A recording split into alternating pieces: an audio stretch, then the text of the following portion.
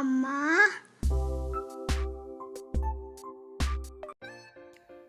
Hi friends, good afternoon. Welcome back to my channel. ఎలా ఉన్నారు friends మీరందరూ? నేనైతే చాలా బాగున్నాను. ఈరోజు ఈ వీడియోలో కార్తీక పౌర్ణమి ఆఫ్టర్నూన్ 3 to 9 o'clock రొటీన్ని నేను మీతో షేర్ చేస్తున్నాను. ఫస్ట్ టైం నా ఛానల్ని చూస్తున్నట్లయితే తప్పకుండా సబ్స్క్రైబ్ చేసుకోండి. అలాగే ఈ వీడియోని లైక్ చేయడం మాత్రం మర్చిపోకండి. టైం ఆఫ్టర్నూన్ 3 o'clock అయిందండి. నా వ్లాగ్ని అయితే ఇప్పుడే స్టార్ట్ చేశాను. ఇప్పుడు శ్రేయును పిక్ చేసుకోవడం కోసం మేము శ్రేయు స్కూల్కి అయితే వచ్చాము.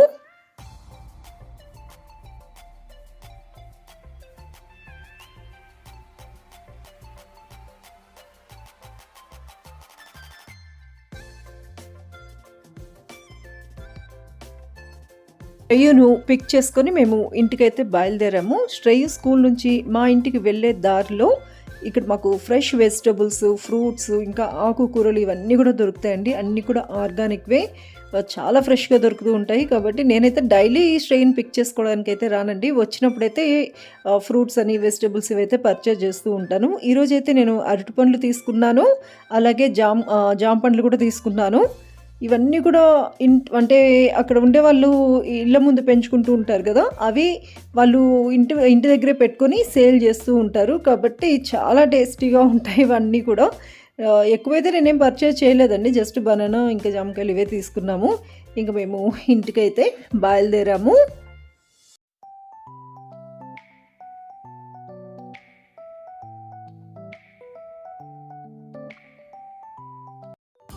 ఈరోజు ఈవినింగ్ స్నాక్లో నేను యశు శ్రేయుకు మెకిన్స్వి పొటాటో బైట్స్, అలాగే స్మైలీస్, మినీ సమోసా ఇవన్నీ కూడా ఫ్రై చేసి ఇస్తున్నాను. నార్మల్గా ఇవన్నీ ఫ్రై చేయాలంటే మనం డీప్ ఫ్రై చేయాలండి, చాలా ఆయిల్ అయితే పడుతుంది. నేను ఎయిర్ ఫ్రైయర్ తీసుకున్నాను కదా, ఈ ఎయిర్ ఫ్రైయర్లో అయితే 1 drop కూడా ఆయిల్ అవసరం లేదు. జస్ట్ మనం ఫస్ట్ ఫ్రీ హీట్ చేసేసుకొని ఒక 5 minutes, ఆ తర్వాత మళ్ళీ టెంపరేచర్ అడ్జస్ట్ చేసేసుకొని మనం ఇవన్నీ కూడా అందులో వేసేసి మనం ఒక 10 minutes మనం ఫ్రై చేసేసుకుంటే సరిపోతుంది. అసలు ఒక్క డ్రాప్ కూడా ఆయిల్ అవసరం లేదండి. అసలు చాలా ఈజీగా అన్నీ కూడా మనం ఇందులో ప్రిపేర్ చేసుకోవచ్చు. ఇంకా నాన్ వెజ్ అయితే చెప్పక్కర్లేదు. అసలు కొంచెం అంటే నార్మల్గా మనం ఫిష్ కానీ ఇంకేదన్నా మనం డీప్ ఫ్రై చేయాల్సినవి కూడా ఇందులో చాలా ఈజీగా ప్రిపేర్ చేసుకోవచ్చు. ఇంకా ఇందులో మనం పాపడ్ కూడా మనం ఫ్రై చేసేసుకోవచ్చు ఆయిల్ అనేది లేకుండా. నాకైతే ఇది చాలా బాగా నచ్చింది. ఇప్పుడు కార్తీక మాసం కదండి, కాబట్టి నాన్ వెజ్ రెసిపీస్ అయితే నేను ఏది షేర్ చేయలేను. కార్తీక మాసం అయిన తర్వాత ఎయిర్ ఫ్రైయర్లో ఈజీగా చేసుకుని నాన్ వెజ్ రెసిపీస్ అన్నీ కూడా నేను మీతో షేర్ చేస్తాను. ఇప్పుడైతే నేను ప్రీ హీట్ చేసి పెట్టుకున్న ఈ ఎయిర్ ఫ్రైయర్లో పొటాటో బైట్స్ని, ఇంకా స్మైలీస్, సమోసా ఇవన్నీ కూడా వేసేసాను. ఇందులో మనకి స్మాల్ సైజ్ దొరుకుతుంది, అలాగే కొంచెం పెద్ద సైజ్ అయితే దొరుకుతుంది. నేను పెద్ద సైజే తీసుకున్నానండి, ఎందుకంటే ఒకేసారి మనం ఇందులో అన్నీ ఫ్రై చేసేసుకోవచ్చు కదా. చిన్న సైజ్ అయితే మళ్ళీ మనం బ్యాచెస్ వేసుకోవాలి, టైం అనేది ఎక్కువ ఇది చేస్తుంది. కాబట్టి నేను పెద్దదే తీసుకున్నాను. కానీ చాలా యూజ్ అవుతుందండి. కాకపోతే ఇది మనం డైలీ యూజ్ చేయడానికి అయితే మంచిది కాదు అంటారు. అంటే వీక్లీ వన్స్ కానీ ట్వైస్ కానీ మనం యూజ్ చేసుకోవచ్చు. చూసారు కదా, ఒక్క డ్రాప్ ఆయిల్ కూడా లేకుండా ఎంత బాగా ఫ్రై అయిపోయాయో. పిల్లల ఈవినింగ్ స్నాక్ కూడా రెడీ అయిపోయింది. ఇంక నేను పిల్లలకైతే సర్వ్ చేసేస్తాను. ఇంకా మనం ఇలా మార్కెట్లో దొరికేవి యూజ్ చేయకుండా నార్మల్గా ఇంట్లో కూడా మనం ప్రిపేర్ చేసేసుకోవచ్చు. అంటే ఫ్రెంచ్ ఫ్రైస్ కానీ, వెడ్జెస్ కానీ ఇవన్నీ కూడా, అవి కూడా నేను ఇంకొక వీడియోలో మీతో షేర్ చేస్తాను.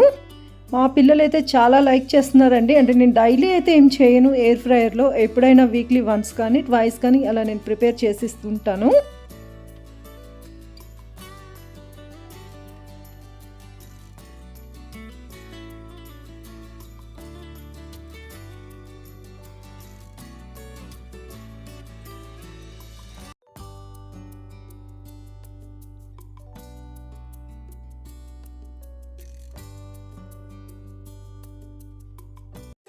టైం వచ్చి ఈవినింగ్ 5:30 అయిందండి. మా హస్బెండ్ క్లినిక్కి వెళ్ళారు. యశు శ్రేయు పాలు తాగేస్తారు, అలాగే స్నాక్ తినేసి ఇంకా హోంవర్క్ అయితే చేస్తున్నారు. ఇది వాళ్ళ స్టడీ టైం అండి.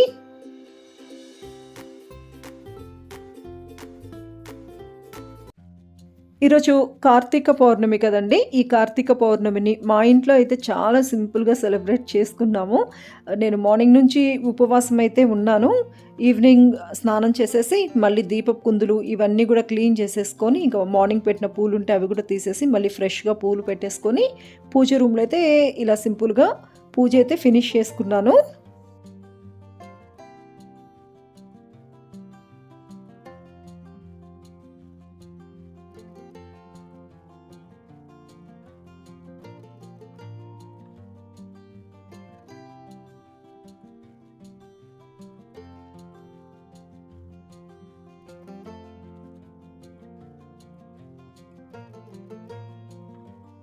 దగ్గర కూడా దీపారాధన చేసి ఇంటి ముందు దీపాలైతే వెలిగించుకున్నాను.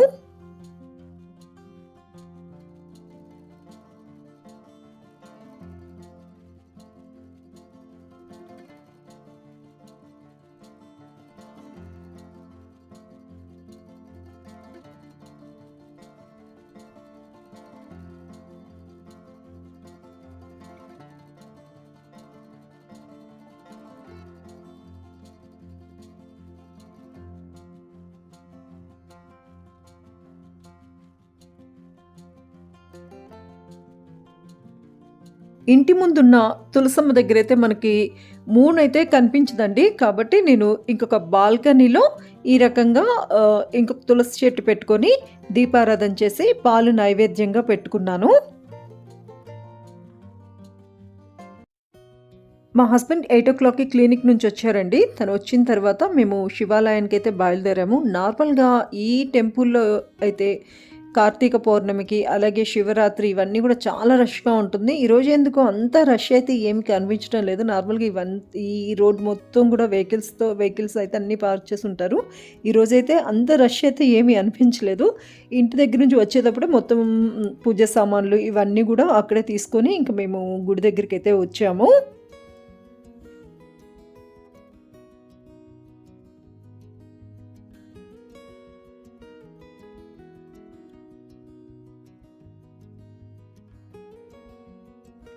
శివాలయం అయితే చాలా పీస్ఫుల్గా ఉంటుందండి. చాలా బాగుంటుంది.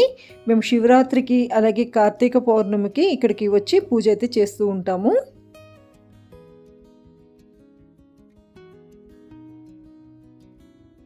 మేము చాలా టెంపుల్స్కి అయితే వెళ్ళేసి వచ్చామండి. కార్తీక మాసం స్టార్ట్ అయిన ఫస్ట్ డేనే భైరవకోనలో 365 ఒత్తులు వెలిగించేసి వచ్చాము. ఇంకా శ్రీశైలం వెళ్ళాము. ఇంకా రిటర్న్ వచ్చేటప్పుడు అంటే అమ్మ వాళ్ళ ఇంటి నుంచి బెంగళూరు వచ్చేటప్పుడు కదిరికి వెళ్ళి లక్ష్మీ నరసింహస్వామి టెంపుల్లో కూడా మేము దీపారాధన చేసేసి వచ్చాము. అలాగే లాస్ట్ సండే అరుణాచలం వెళ్ళామండి. తిరువన్నామలై వెళ్ళి అక్కడ కూడా దీపారాధన అయితే చేసేసి వచ్చాము. మళ్ళీ ఈ కార్తీక పౌర్ణమికి ఇక్కడ మళ్ళీ దీపారాధన అయితే చేస్తున్నాము. చాలా హ్యాపీగా ఉంది. ఈ కార్తీక మాసంలో చాలా టెంపుల్స్ అయితే చూడగలిగాము. అలాగే అన్ని చోట్ల కూడా వెళ్ళిన ప్రతి టెంపుల్లో కూడా దీపారాధన అయితే చేసేసి వచ్చాము.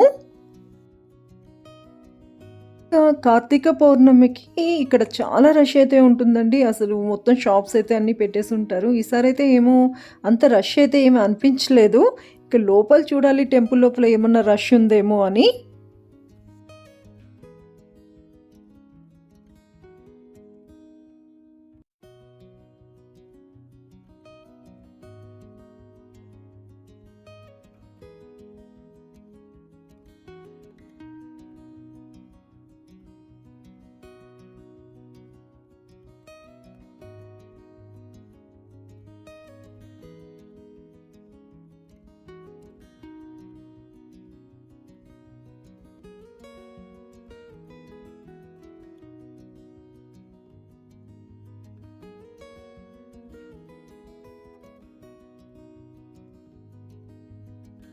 ఈ టెంపుల్ లోపలే ఇంకా కొన్ని చిన్న చిన్న ఉపాలయాలు కూడా ఉన్నాయండి. అంటే ఇంకా సుబ్రహ్మణ్య స్వామి టెంపుల్, వినాయకుడ టెంపుల్ ఉన్నాయి. ఇంకా చాలా శివలింగాలు కూడా ఇక్కడ ఉన్నాయి. అవి కూడా నేను మీతో షేర్ చేస్తాను. అంటే చాలామంది ఈవినింగ్ వచ్చే దీపారాధన చేసినట్టున్నారు. అక్కడ ఫుల్గా మొత్తం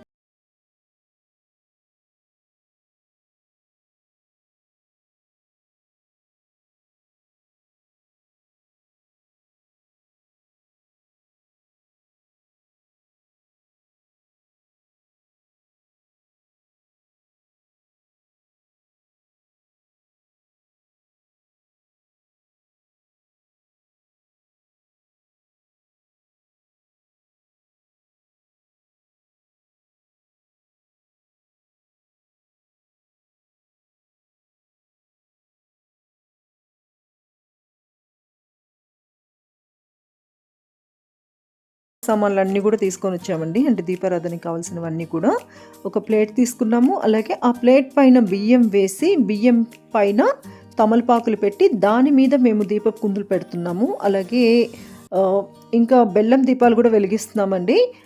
ఇలా కార్తీక పౌర్ణమి రోజు బియ్యం మీద దీపపు కుందులు పెట్టుకొని మనం దీపారాధన చేయటం వల్ల చాలా మంచిది అంటారు. కాబట్టి మేము కూడా అలానే చేస్తున్నాము. ఇప్పుడు ప్లేట్‌లో బియ్యం వేసేసి, ఇంకా తమలపాకులు పెట్టేసి, ఇంకా మొత్తం తాంబూలము, ఇంకా దీపపు కుందులు ఇవన్నీ కూడా పెట్టేసేసి, ఇంక దీపారాధన అయితే చేస్తున్నాం.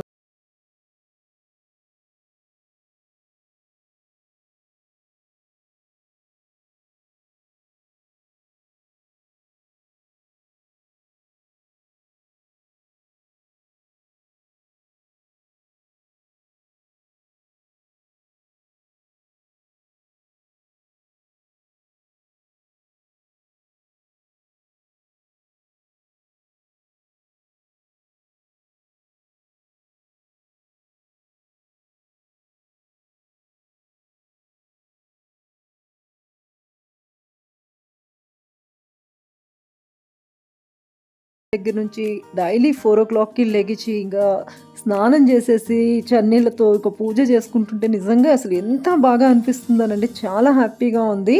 ఇప్పటి వరకు ఎలాంటి విఘ్నాలు లేకుండా శివునికి డైలీ అభిషేకం చేసుకొని ఇంక పూజ అయితే చేసుకుంటున్నాను.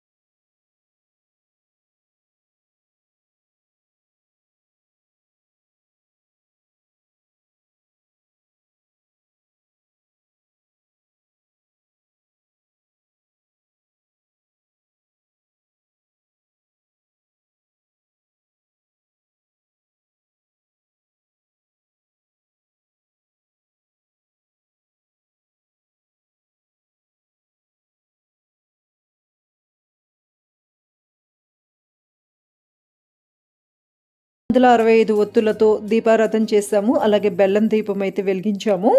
ఇంకా ఇంటి దగ్గర నుంచి ఎక్స్‌ట్రాగా ఆయిల్ గూడా తీసుకొచ్చామండి. ఆయిల్ ఇంకా ఒత్తులు ఇవన్నీ గూడా తీసుకొచ్చాము. ఇక్కడ మొత్తం గూడా ఖాళీగా కనిపిస్తుంది చూడండి. అక్కడంతా గూడా ఆయిల్ వేసేసి ఇంక ఒత్తులు పెట్టేసి అక్కడ కూడా దీపారాధన అయితే చేశాము. ఎప్పుడు కూడా ఇక్కడ రష్‌గా ఉంటుందండి. కాబట్టి అంత ప్రశాంతంగా పూజ కూడా చేసుకోలేము. హడావిడిగా పూజ చేసుకోవాల్సొచ్చేది. కానీ ఈ ఇయర్ మాత్రం అంత రష్ లేదు గదా! కాబట్టి చాలా సేపు ప్రశాంతంగా పూజ అయితే చేసుకున్నాము.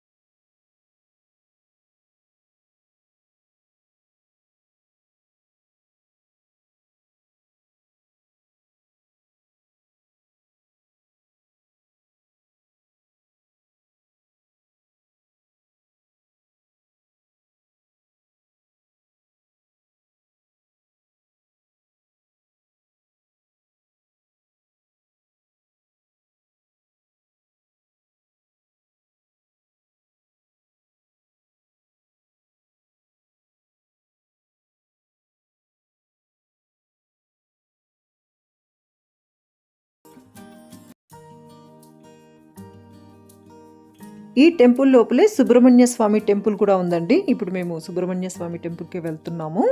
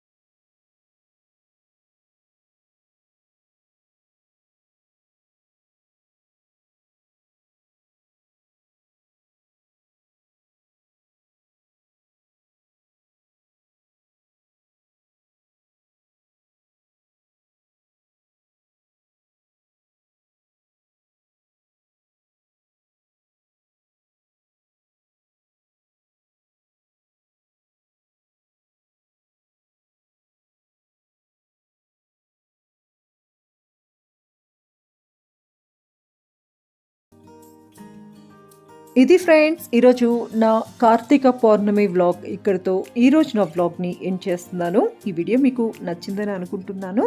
ఈ వీడియో కనుక మీకు నచ్చితే నా వీడియోని లైక్ చేయండి, షేర్ చేయండి, కామెంట్ చేయండి. అలాగే నా ఛానల్ని ఇంతవరకు సబ్స్క్రైబ్ చేసుకోకపోతే తప్పకుండా సబ్స్క్రైబ్ చేసుకోండి. Thanks for watching.